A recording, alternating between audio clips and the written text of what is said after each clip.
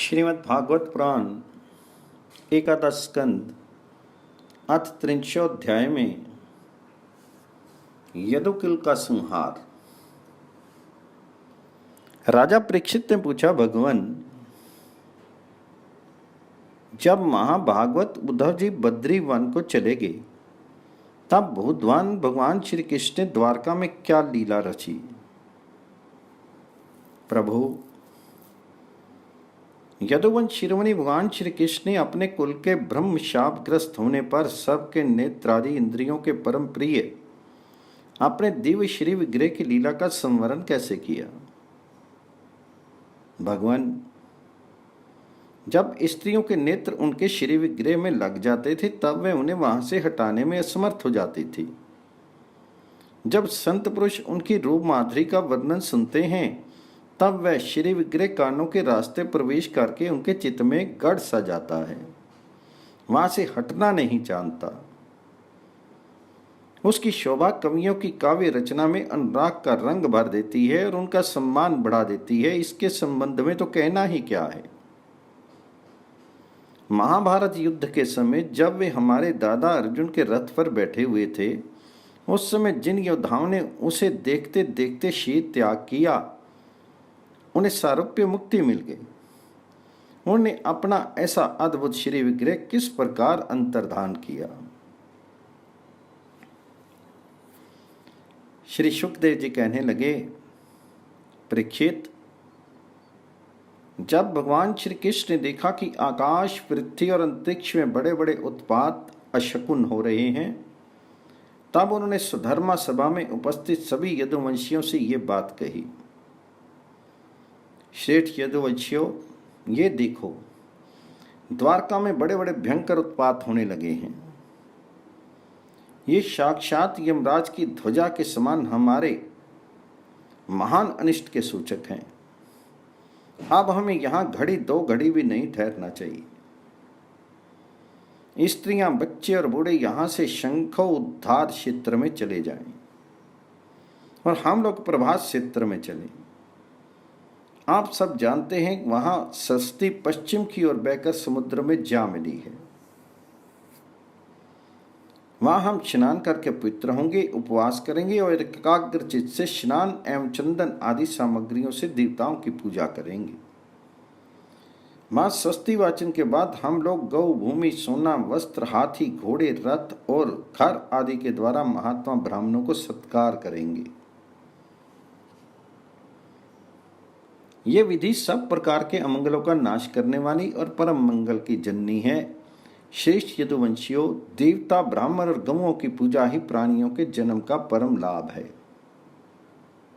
परीक्षित, सभी वृद्ध यदुवंशियों ने भगवान श्री कृष्ण की ये बात सुनकर तथास्तु कहकर उनका अनुमोदन किया और तुरंत नौकाओं से समुद्र पार करके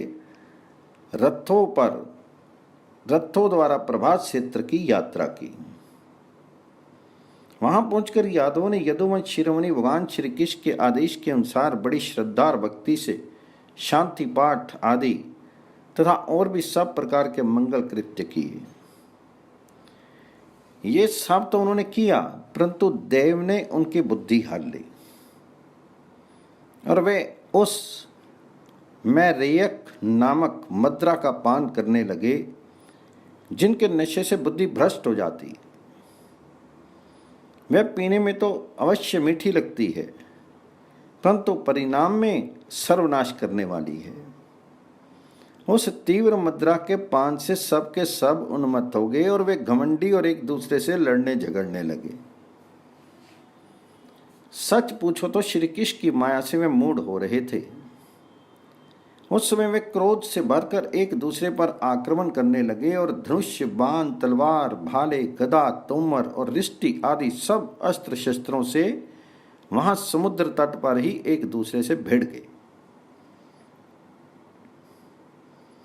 मतवाले यदुवंशी रथों, हाथियों, घोड़ों, गधों, ऊंटों, खच्चरों, बैलों, भैंसों और मनुष्यों पर भी सवार होकर एक दूसरे को बाणों से घायल करने लगे, मानो जंगली हाथी एक दूसरे पर दांतों से चोट कर रहे हों।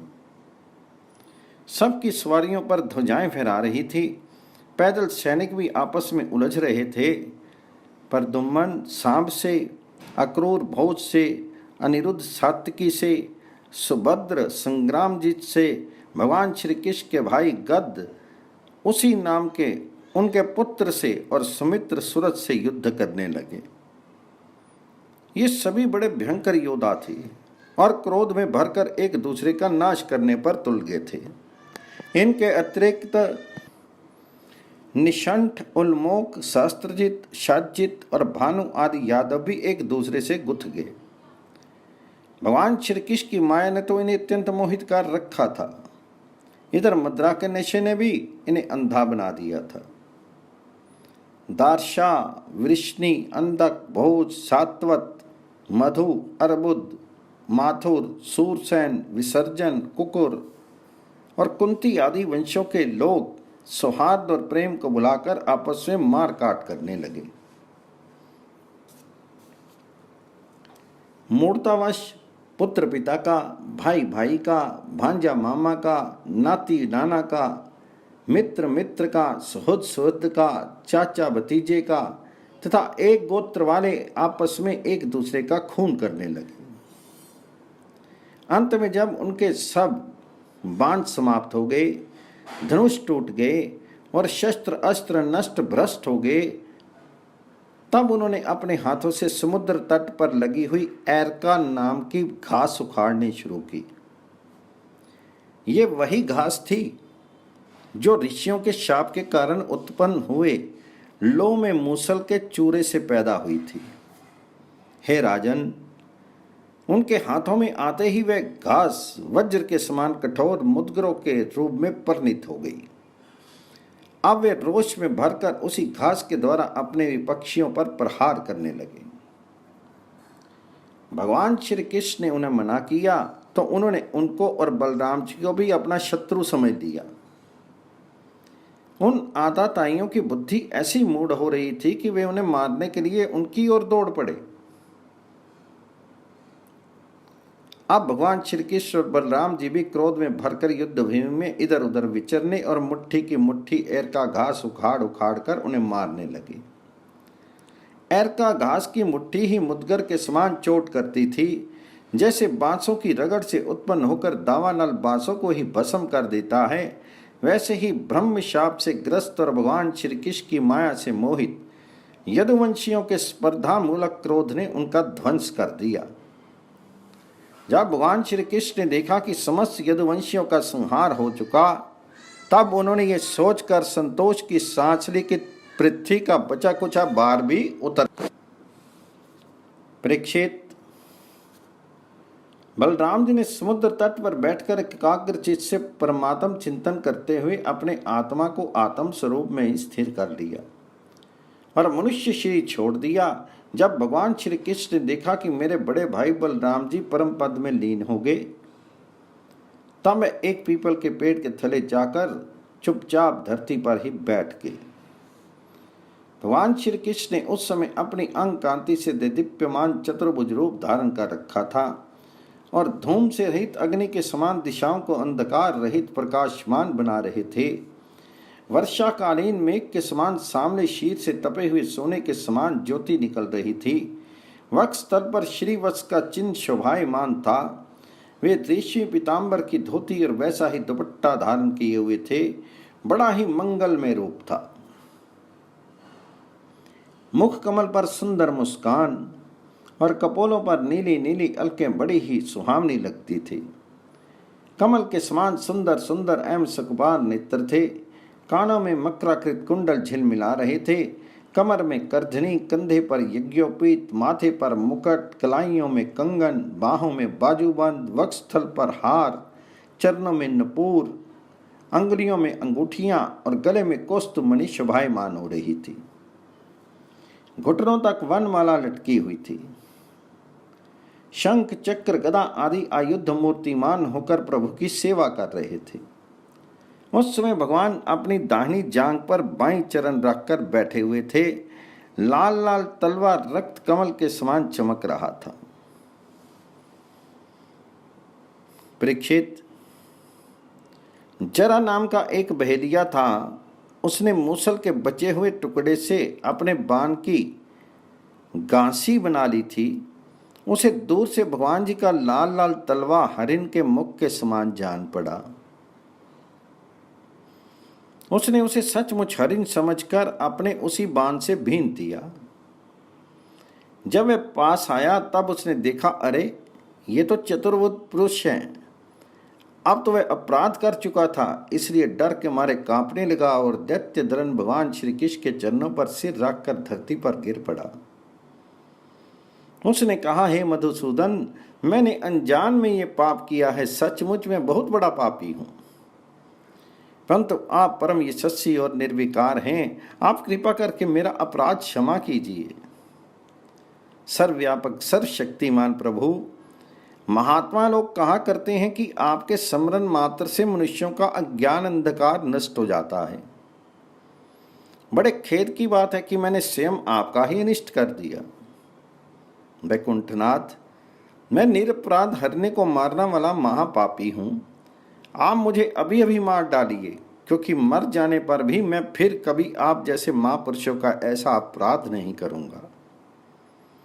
भगवान, संपूर्ण विद्याओं के पारदर्शी ब्रह्मा जी और उनके पुत्र रुद्र आदि भी आपकी योग माया का विलास नहीं समझ पाते, क्योंकि उनकी दृष्टि भी आपकी माया से आवृत है।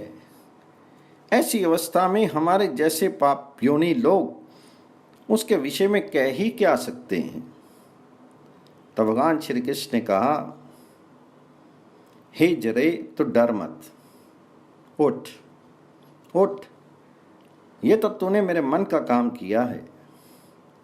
जा, मेरी आज्ञा से तू उस स्वर्ग में निवास कर जिसकी प्राप्ति बड़े बड़े पुण्यवानों को होती है। श्री सुखदेव जी कहते हैं, परीक्षित, भगवान श्री कृष्ण तो अपनी इच्छा से शरीर धारण करते हैं। जब उन्होंने जराव्याध को यह आदेश दिया तब उसने उनकी 3 बार परिक्रमा की, नमस्कार किया और विमान पर सवार होकर स्वर्ग को चला गया। भगवान श्री कृष्ण का सारथी दारुक उनके स्थान का पता लगाता हुआ उनके द्वारा धारण की हुई तुलसी की गंध से युक्त वायु सूंघकर और उससे उनके होने के स्थान का अनुमान लगाकर सामने की ओर गया। दारुक ने वहां जाकर देखा कि भगवान श्री कृष्ण पीपल के वृक्ष के नीचे आसन लगाए बैठे हैं। असह्य तेज वाले आयुध मूर्तिमान होकर उनकी सेवा में संलग्न हैं। उन्हें देखकर दारुक के हृदय में प्रेम की बाढ़ आ गई, नेत्रों से आंसू की धारा बहने लगी। वह रथ से कूदकर भगवान जी के चरणों पर गिर पड़ा। उसने भगवान से प्रार्थना की, प्रभु, रात्रि के समय चंद्रमा के अस्त हो जाने पर राह चलने वालों की जैसी दशा हो जाती है, आपके चरण कमलों का दर्शन न पाकर मेरी भी वैसे ही दशा हो गई है। मेरी दृष्टि नष्ट हो गई है, चारों ओर अंधेरा छा गया है। अब ना तो मुझे दिशाओं का ज्ञान है और ना मेरे हृदय में शांति ही है। अभी दारुक इस प्रकार कह ही रहा था कि उसके सामने ही भगवान जी का गरुड़ ध्वज रथ पताका और घोड़ों के साथ आकाश में उड़ गया। उनके पीछे पीछे भगवान के दिव्य आयुध भी चले गए। ये सब देखकर दारुक के आश्चर्य की सीमा नहीं रही। तब भगवान जी ने उससे कहा, दारुक, अब तुम द्वारका चले जाओ और वहां यदुवंशियों के पारस्परिक संहार, भैया बलराम जी की परम गति और मेरे स्वधाम गमन की बात कहो। उनसे कहना कि अब तुम लोगों को अपने परिवार वालों के साथ द्वारका में नहीं रहना चाहिए। मेरे ना रहने पर समुद्र उस नगरी को डुबो देगा। सब लोग अपनी अपनी धन संपत्ति, कुटुंब और मेरे पिता माता को लेकर अर्जुन के संरक्षण में इंद्रप्रस्थ चले जाएं। दारुक, तुम मेरे द्वारा उपदिष्ट भागवत धर्म का आश्रय लो और ज्ञान निष्ठ होकर सबकी उपेक्षा कर दो तथा इस दृश्य को मेरी माया की रचना समझकर शांत हो जाओ। भगवान जी का ये आदेश पाकर दारुक ने उनकी परिक्रमा की और उनके चरण कमल अपने सिर पर रखकर बारंबार प्रणाम किया। तदनंतर वह उदास मन से द्वारका के लिए चल पड़ा। इति श्रीमद्भागवते महापुराणे पारमहंस्यां सीतायाम् एकादश स्कंधे 30 अथ 31 में श्री भगवान जी का स्वधाम गमन।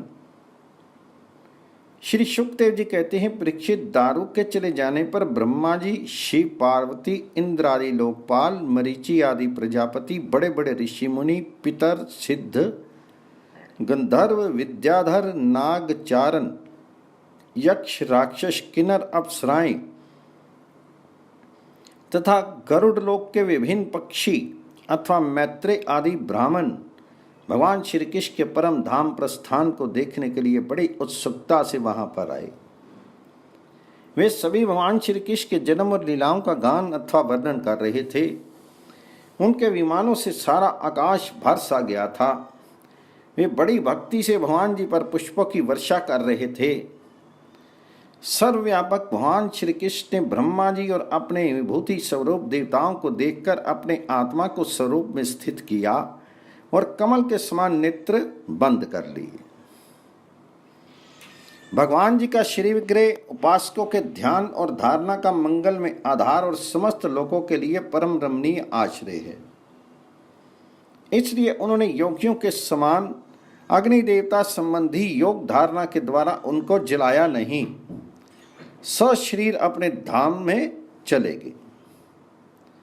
उस समय स्वर्ग में नगाड़े बजने लगे, आकाश से पुष्पों की वर्षा होने लगी।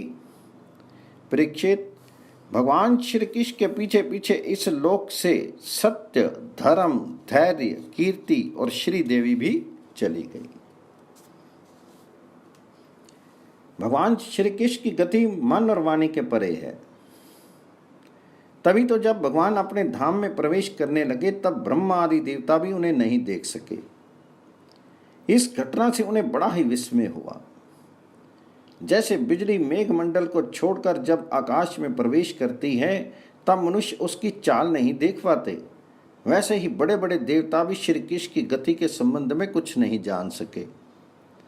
ब्रह्मा जी और भगवान शंकर आदि देवता भगवान जी की ये परम योगमयी गति देखकर बड़े विस्मय के साथ उनकी प्रशंसा करते अपने अपने लोक में चले गए। परीक्षित, जैसे नट अनेकों प्रकार के स्वांग बनाता है परंतु रहता है उन सब से निर्लेप, वैसे ही भगवान जी का मनुष्यों के समान जन्म लेना, लीला करना और फिर उसे संवरण कर लेना उनकी माया का विलास मात्र है, अभिनय मात्र है। वे स्वयं ही इस जगत की सृष्टि करके इसमें प्रवेश करके विहार करते हैं और अंत में संहार लीला करके अपने अनंत महिमा में स्वरूप में ही स्थित हो जाते हैं। संदीपनी गुरु का पुत्र यमपुरी चला गया था, परंतु उसे वे मनुष्य शरीर के साथ लौटा लाए। तुम्हारा ही शरीर ब्रह्मास्त्र से जल चुका था, परंतु उन्होंने तुम्हें जीवित कर दिया। वास्तव में उनके शरणागत वत्सलता ऐसी ही है, और तो क्या कहूं। उन्होंने कालों के महाकाल भगवान शंकर को भी युद्ध में जीत लिया और अत्यंत अपराधी अपने शीर पर ही प्रहार करने वाले व्याध को भी सदैव स्वर्ग भेज दिया। प्रिय परीक्षित, ऐसी स्थिति में क्या वे अपने शीर को सदा के लिए यहां नहीं रख सकते थे? अवश्य रख सकते थे। यद्यपि भगवान श्री कृष्ण संपूर्ण जगत की स्थिति, उत्पत्ति और संहार के निरपेक्ष कारण हैं और संपूर्ण शक्तियों के धारण करने वाले हैं, तथापि उन्होंने अपने शरीर को इस संसार में बचा रखने की इच्छा नहीं की। इससे उन्होंने ये दिखाया कि इस मनुष्य शरीर से मुझे क्या प्रयोजन है। आत्मनिष्ठ पुरुषों के लिए यही आदर्श है कि वे शरीर रखने की चेष्टा ना करें।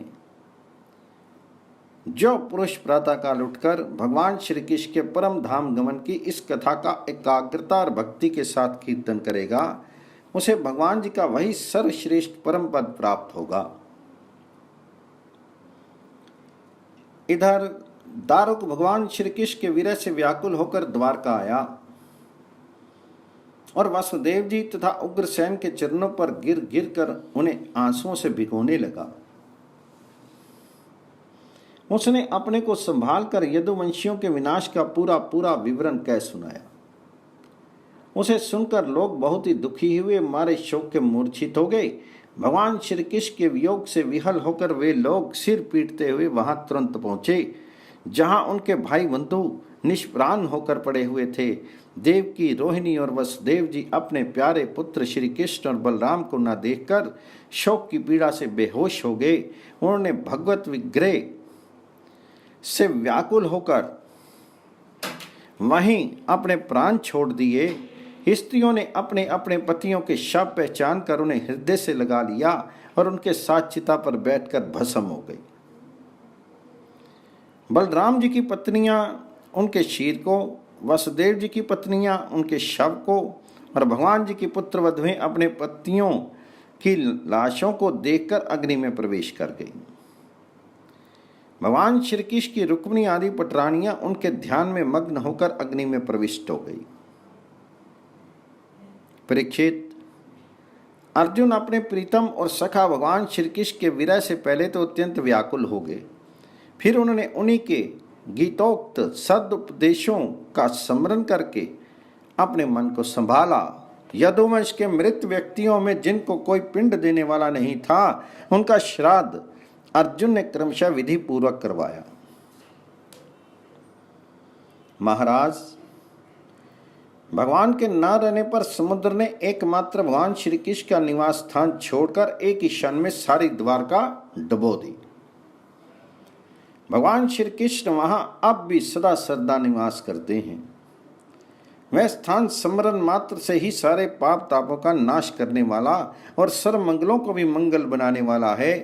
प्रिय परीक्षित, पिंडदान के अनंतर बची खुची स्त्रियों, बच्चों और बूढ़ों को लेकर अर्जुन इंद्रप्रस्थ आए। वहां सबको यथा योग्य बसाकर अनिरुद्ध के पुत्र वज्र का राज्याभिषेक कर दिया। राजन, तुम्हारे दादा युधिष्ठिर आदि पांडवों को अर्जुन से ही ये बात मालूम हुई कि यदुवंशियों का संहार हो गया है। तब उन्होंने अपने वंशधर तुम्हें राज्य पर अभिषिक्त करके हिमालय की तीर्थ यात्रा की। मैंने तुम्हें देवताओं के भी आराध्य देव भगवान श्री कृष्ण की जलन लीला और कर्म लीला सुनाई। जो मनुष्य श्रद्धा के साथ इसका कीर्तन करता है वह समस्त पापों से मुक्त हो जाता है। परीक्षित, जो मनुष्य इस प्रकार भक्त बेहारी निखिल सौंदर्य माधुर्य निधि श्री कृष्ण चंद्र के अवतार संबंधी रुचिर पराक्रम और इस श्रीमद् भागवत महापुराण में तथा दूसरे पुराणों में वर्णित परम आनंदमय बाल लीला, किशोर लीला आदि का संकीर्तन करता है, वह परम हंस मुनिंद्रों के अंतिम प्राप्तव्य श्री कृष्ण के चरणों में पराभक्ति प्राप्त करता है। इति श्रीमद्भागवते महापुराणे